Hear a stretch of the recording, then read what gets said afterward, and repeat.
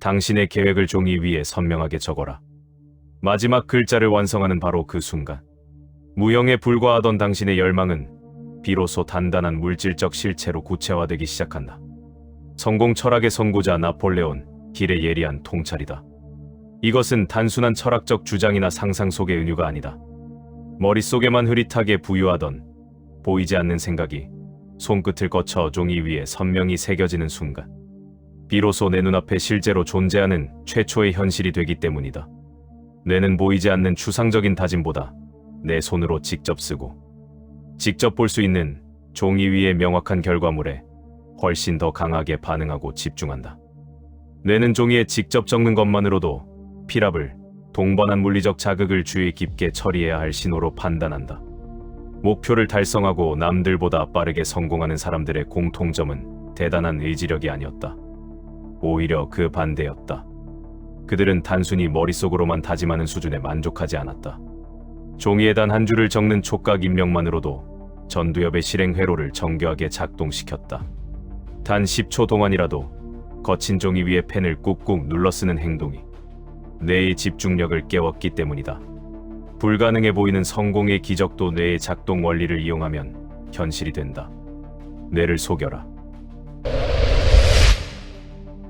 안녕하세요. 뇌를 속여라입니다. 바로 오늘의 주제에 대하여 이야기해 보도록 하겠습니다. 새로운 목표를 세우는 순간은 언제나 짜릿합니다. 다이어리 첫 페이지에 빽빽하게 계획을 적어 넣죠. 이번엔 진짜 다를 거라고, 이번만큼은 끝까지 해내겠다고 확신하면서요. 하지만 며칠이 지나면 그 열정은 어디로 갔는지 계획표는 책상 구석에서 먼지만 쌓여갑니다. 결국 스스로를 탓하게 됩니다. 나는 왜 이렇게 의지가 약할까? 하고 말입니다. 단언컨대 여러분의 나약함 때문이 아닙니다. 이것은 뇌의 인지 구조적인 문제입니다. 우리 뇌는 추상적인 생각이나 막연한 결심만으로는 그것을 지금 당장 실행해야 할 정보인지 흘려보낼 정보인지 구분하지 못합니다. 머릿속의 계획은 뇌의 입장에서는 그저 휘발되는 신호에 불과하거든요. 결국 실행 회로를 가동하지 못하는 것은 당연한 결과입니다. 의지의 문제가 아니라 뇌가 목표를 분명한 실체로 받아들이게 만드는 구조적인 장치가 빠져 있었던 것뿐입니다. 과연 어떻게 하면 막연한 다짐을 뇌가 무시할 수 없는 우선순위 정보로 바꿀 수 있을까요? 해답은 놀랍도록 단순합니다. 그 비밀을 실천하여 자신의 운명을 완전히 뒤바꾼 두 인물의 서사 속에서 우리가 놓치고 있었던 그 구조적 장치의 실체를 확인해 보겠습니다.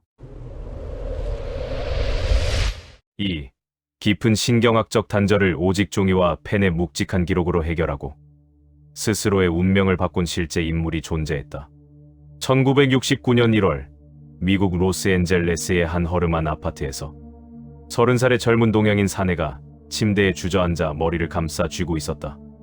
그의 이름은 리전판으로 우리가 흔히 아는 세계적인 액션 스타 이소룡의 본명이다. 당시 그는 철저한 무명이었다. 배역을 얻기 위해 할리우드의 수많은 제작사를 전전했지만 돌아오는 것은 아시아인에 대한 지독한 인종차별과 냉대뿐이었다. 주머니에는 단돈 몇 달러가 전부였고 아내와 갓 태어난 아이를 책임져야 한다는 무거운 압박감이 그의 숨통을 조여왔다.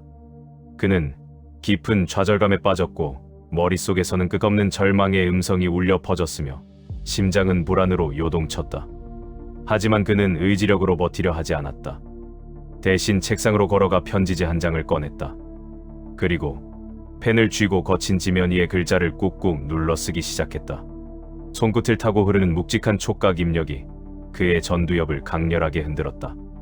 이소룡은 편지지 상단에 비밀이라고 적은 뒤 자신의 운명을 완전히 뒤바꿀 선언을 써 내려갔다. 그는 나 브루스 리는 미국에서 가장 많은 출연료를 받는 최초의 아시아 슈퍼스타가 될 것이다 라고 선언했다.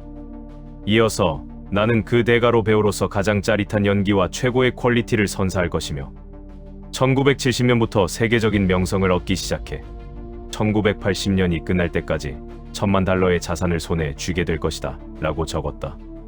그는 계획을 적는 마지막 글자를 완성하는 바로 그 순간 온몸에 소름이 돋는 듯한 전율을 느꼈다. 막연한 상상 속에 갇혀있던 가상의 목표가 종이 위에 선명한 검은색 잉크로 박제되는 순간 물리적인 실체로 태어났기 때문이다. 그가 손끝의 압력을 통해 느꼈던 이 짜릿한 전율은 단순한 감정적 착각이 아니었다. 목표를 종이에 기록하는 것은 보이지 않는 상상을, 눈에 보이는 현실로 만드는 첫 번째 단계다. 이 문구는 훗날 세계적인 변화 행동 전문가 토니 로빈스가 그의 저서에서 강조한 통찰이기도 하다. 목표를 지면에 직접 새겨넣는 이 강력한 무기를 손에 쥔 채 이소룡은 멈추지 않았다. 이소룡은 이 편지를 매일 아침 눈을 뜰 때와 밤에 잠들기 직전 손가락으로 글자 하나하나를 짚어가며 읊조렸다. 그로부터 정확히 4년 뒤인 1973년 영화 용쟁호2가 전 세계를 강타했다. 할리우드의 차가운 냉대를 받던 동양인 청년은 그가 쓴 종이 위의 예언 그대로 역사상 가장 위대하고 몸값이 비싼 전설적인 스타가 되어 있었다. 수십 년 뒤 차가운 사무실 칸막이 안에서 또 다른 사내가 메말라가고 있었다. 20대의 스콧 애덤스는 매일 반복되는 의미 없는 문서 작업과 상사의 잔소리 속에서 극심한 무력감을 느끼고 있었다. 그는 겉으로는 평범한 직장인이었지만 내면에서는 숨막히는 지옥을 경험하고 있었다. 매일 아침 출근하는 발걸음은 도살장에 끌려가는 짐승처럼 무거웠다. 그러던 어느 날 그는 우연히 접한 최면학 강연에서 기묘한 이야기를 듣게 된다. 자신이 원하는 미래를 매일 종이에 15번씩 적으며 뇌의 필터가 바뀌어 기적처럼 목표를 달성하게 된다는 얼토당토하는 주장이었다. 이성적이고 차가운 성격의 스콧 애덤스는 코웃음을 쳤다. 종이에 낙서 좀 한다고 인생이 바뀐다면 성공하지 못할 사람이 어디 있겠냐며 비웃었다. 하지만 절망의 벼랑 끝에 서 있던 그는 믿져야 본전이라는 마음으로 펜을 들었다. 그리고 매일 아침 아무도 없는 차가운 책상에 앉아 줄 쳐진 노트에 동일한 문장을 15번씩 쓰기 시작했다. 스콧 애덤스가 매일 아침 손끝의 감각을 인내하며 써내려간 문장은 지극히 단순했다. 나 스콧 애덤스는 세계적인 신문 연재 만화가가 될 것이다 라는 문장이었다. 그는 만화를 전공하지도 않았고 그림 실력은 평범 이하 수준이었다. 이성적인 한미성은 매 순간 그를 비웃었다. 하지만 그의 손끝이 종이와 조우하며 만들어내는 물리적 궤적은 이성적인 비웃음을 완벽하게 압도했다. 매일 15번씩 펜을 꾹꾹 눌러 쓰는 동안 그의 전두엽은 이 목표를 우선적인 과제로 처리하기 시작했다. 그가 매일 아침 차가운 펜을 쥐고 행동했던 이유는 단순했다. 종이에 직접 쓰는 행위는 뇌에게 더는 장난이 아니라는 엄중한 신호를 보내는 직접적인 입력이다. 이것은 헨리에트 앤 클라우저가 저서에서 밝혀낸 사실이다. 스콧 애덤스가 보낸 이 무언의 신호는 뇌과학적으로 명확한 기준점과 같았다. 그 후 도저히 설명할 수 없는 기묘한 일들이 연속으로 벌어지기 시작했다. 주식 투자에서 갑작스러운 영감이 떠올라 큰 수익을 올렸고, 대학원 입학시험을 준비할 때 목표했던 점수가 환영처럼 뇌리에 박히더니 실제로 정확히 그 점수를 받아냈다. 그리고 마침내 아무런 기반도 없던 직장인 스콧 애덤스의 손끝에서 전 세계 2000개 이상의 신문에 연재되는 역사적인 히트작 딜버트가 탄생했다. 이것은 단순히 운이 좋아서 일어난 우연의 일치가 아니었다. 꿈과 목표를 종이에 기록하는 행동은 최고의 나로 진화하도록 잠재의식을 움직이는 유일한 도구다. 이 문구는 마크 빅터 한센이 조언했던 성공의 핵심이다. 이 비밀을 완벽하게 관통했던 이소룡과 스콧 애덤스.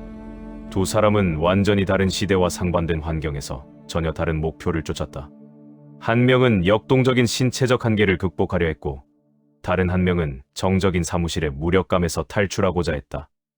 하지만 그들이 도달한 정상의 종착지에는 단 하나의 공통된 열쇠가 있었다. 그들은 머릿속 희미한 상상에 의존하지 않았다. 차가운 기계 화면에 가볍게 타이핑하는 행위에 영혼을 맡기지도 않았다. 오직 거친 종이 위에 무거운 펜을 대고 자신의 에너지를 물리적인 글씨로 인쇄해 넣었다. 그 손끝의 입력이 뇌를 깨웠고, 뇌는 즉각적으로 무의식의 안테나를 가동하여 목표를 현실로 번역해 내기 시작했다. 이 현상의 실체는 신경과학으로도 증명되었다. 이 현상이 단순히 운이었다고 할 수 있을까? 물론 이러한 성공 사례들이 단순히 그들만의 우연이라고 치부할지도 모릅니다. 하지만 뇌과학의 관점에서 뇌는 결코 우연을 믿지 않습니다.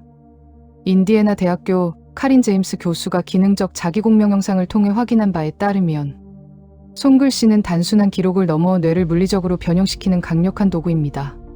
키보드를 두드리는 행위는 뇌의 단순한 운동 영역만 자극하는 데 그치지만, 손으로 직접 글자를 새기는 행위는 시각처리 네트워크와 전두엽의 실행 회로를 동시에 활성화하는 것으로 보고되었습니다. 이는 내가 정보를 단순한 디지털 신호가 아닌 물리적 실체로 인식하기 시작한다는 점을 시사합니다.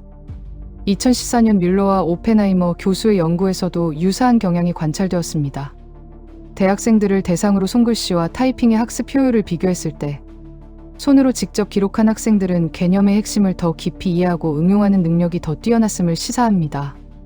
이는 손으로 글자를 새기는 과정이 정보의 처리 속도를 늦추면서 오히려 뇌가 더 깊이 사고하도록 유도하기 때문입니다. 손의 움직임은 뇌의 운동 영역과 감각 영역을 복합적으로 자극하며 기억의 저장 방식을 근본적으로 바꿉니다. 타이핑은 정보를 뇌의 표면적 기억에 머물게 하지만 손글씨는 정보의 구조를 뇌의 깊은 신경망에 물리적으로 박아넣는 과정을 수반합니다. 또한 게일 매튜스 교수가 200명의 성인을 대상으로 진행한 연구 데이터는 더욱 구체적입니다. 목표를 단순히 생각만 한 그룹보다 종이에 직접 적은 그룹이 목표를 달성할 확률이 42% 더 높다는 통계적 연관성이 확인된 바 있습니다. 이는 단순한 기록이 뇌의 망상활성계를 자극하여 우리의 잠재의식이 목표를 향해 정교하게 필터링을 수행하도록 만드는 것과 관련이 있을 수 있습니다. 망상활성계는 뇌로 들어오는 수많은 정보 중 우리가 중요하다고 판단한 것만을 선별하여 전두 여부로 보내는 역할을 합니다. 종이에 직접 적는 행위는 바로 이 필터 시스템을 향해 지금 눈앞에 이 목표가 최우선으로 다루어야 할 대상임을 선언하는 과정입니다. 뇌는 우리가 손끝에 들려준 펜의 압력을 중요한 자극으로 처리하며 목표 달성을 위한 최적의 신경 경로를 찾아내기 시작하는 것입니다. 종이에 적는 행위가 뇌를 자극하여 목표를 현실로 만드는 과정은 단순한 심리적 위안이 아닙니다. 이것은 인지적 관점에서 뇌가 정보를 처리하는 효율을 극대화하고 잠재의식의 작동 방식을 재설계하는 정교한 신경학적 전략입니다. 종이 위에 남겨진 잉크의 궤적은 뇌에게 더는 장난이 아니라는 신호를 보내며 우리 스스로를 목표를 향해 달리는 기계로 탈바꿈시킵니다. 과학이 증명하듯 손글씨는 단순한 기록을 넘어 우리 뇌가 미래를 현실로 번역해내는 가장 명확한 신호 체계입니다. 이제 뇌를 재설계하기 위한 가장 쉽고 강력한 실행법을 알려드립니다. 이 방법은 단순한 습관이 아니라 여러분의 전두엽과 무의식을 강제로 연결하는 신경학적 프로토콜입니다. 첫째, 무조건 손에 닿는 곳에 두십시오. 침대 머리맡이나 현관 앞, 여러분이 매일 오가는 곳에 노트와 펜을 그냥 던져두세요. 뇌과학적으로 뇌는 에너지를 절약하려는 성질이 있어 준비 과정이 복잡하면 즉시 포기하려는 습성이 있습니다. 무언가를 기록하기 위해 노트와 펜을 찾으러 가는 것조차 뇌에게는 높은 문턱입니다. 눈에 보이는 곳에 그냥 두어 생각할 틈도 없이 손이 닿게 만드는 것은 뇌의 실행 지연을 차단하고 환경을 뇌의 실행 모드로 최적화하는 핵심 설계입니다. 둘째, 결과만 적으십시오. 나는 뭐뭐를 할 것이다라는 고민은 필요 없습니다. 나는 이미 뭐뭐를 이루었다처럼 결과형 문장으로 딱 한 문장만 적으세요. 뇌는 시제와 가상을 명확히 구분하지 못합니다. 이미 이룬 상태를 현재형으로 적는 순간 뇌의 망상활성계, 즉 RAS는 그 목표를 현재의 현실로 처리하고 작동하기 시작합니다. 즉, 내가 목표를 미래의 희망이 아닌 당장 해결해야 할 우선순위 과제로 받아들이게 만드는 프로그래밍 기법입니다. 이 과정은 뇌의 필터를 좁혀 세상 모든 정보 속에서 당신의 목표를 달성할 단서만 골라내게 만듭니다. 셋째, 하루에 딱 5번만 적으십시오. 100번씩 쓰는 기계적인 반복은 뇌의 주의력을 저하시킵니다. 뇌는 반복되는 자극에 빠르게 적응하기 때문에 횟수가 과도하면 이를 중요하지 않은 배경 소음으로 분류하고 자동 모드로 처리해버리기 때문입니다. 반면 5번은 뇌가 집중력을 잃지 않고 매 순간 목표의 의미를 새길 수 있는 최적의 각성 횟수입니다. 첫 번째는 의식을 깨우고 마지막 5번째는 그 목표를 무의식의 영역에 정교하게 박아넣는 골든 넘버입니다. 펜을 꾹꾹 눌러 쓰는 30초의 시간 동안 손끝에서 발생하는 촉각 입력을 온전히 느끼십시오. 타이핑이 아니라 직접 쓰고 느끼는 과정에서 뇌는 정보를 심층 기억으로 변환하며 이것만 매일 반복하면 여러분의 무의식은 스스로 목표를 향해 달리기 시작할 것입니다. 여기까지 실행 지침을 들으셨다면 분명 마음 한구석에 이런 합리적인 의문이 생기실 겁니다. 겨우 종이에 적는다고 인생이 바뀐다면 세상 모든 사람이 성공했겠죠. 너무 원시적인 방법 아닌가요? 하지만 여기서 우리가 냉정하게 파악해야 할 지점은 마법이나 미신이 아닙니다. 이 행위의 본질은 완벽한 미래의 설계도가 아니라 현대인의 뇌가 디지털 자극의 홍수 속에서 마비되는 신경학적 관성으로부터 스스로를 보호하는 최소한의 전두엽 보완 장치입니다. 많은 이들이 성취에 실패하는 근본적인 이유는 의지의 결핍이 아닙니다. 오히려 외부의 즉각적인 디지털 자극에 길들여진 뇌가 보상이 지연되는 목표를 인지할 때 실행회로의 가동을 의도적으로 차단하는 인지적 회피 기제가 작동하기 때문입니다. 무의식은 익숙한 나태함 속에 머무는 것을 선호하며 전두엽의 실행 기능을 저해하는 방향으로 작동합니다. 종이에 글자를 새기는 행위는 이 회피 기제를 물리적으로 차단하는 가장 정교한 인지적 쐐기입니다. 여러분의 뇌를 한순간에 완전히 재설계하라는 것이 아닙니다. 내가 무의미한 일상 속에서 실행력을 상실하지 않도록 미세한 촉각적 입력을 통해 뇌의 신경과 소성을 강제로 일깨우는 신경학적 인터페이스를 구축하는 과정입니다. 이 사소한 반복이 축적되어 전두엽의 실행 회로를 점유할 때 여러분의 뇌는 목표를 단순한 가상이 아닌 반드시 해결해야 할 과제로 재인식하게 됩니다. 비로소 불가능의 영역에 머물던 목표가 내가 처리해야 할 현실의 경로로 진입하게 되는 것입니다. 오늘 우리는 뇌가 타이핑과 필기를 어떻게 다르게 처리하는지, 그리고 왜 위대한 성취를 이룬 사람들이 그토록 종이와 펜에 집착했는지 살펴보았습니다. 그들의 성공은 단순히 운이 좋아서가 아니었습니다. 그들은 자신의 뇌를 완벽하게 속여 가상의 목표를 물리적인 현실로 인식하게 만들었기 때문입니다. 이제 여러분의 차례입니다. 오늘 당장 노트 한 권과 펜 한 자루를 준비하십시오. 그리고 머릿속에서만 맴돌던 당신의 열망을 단 한 줄 종이 위에 선명하게 새겨 넣으십시오. 그 묵직한 피랍이 오늘 당신의 전두엽을 깨울 것입니다. 결심하셨다면 댓글창에 기록 완료라고 적어주십시오. 이것이 당신의 뇌를 속이는 첫 번째 물리적 선언이 될 것입니다. 뇌를 속여라. 그러면 여러분의 현실이 달라집니다.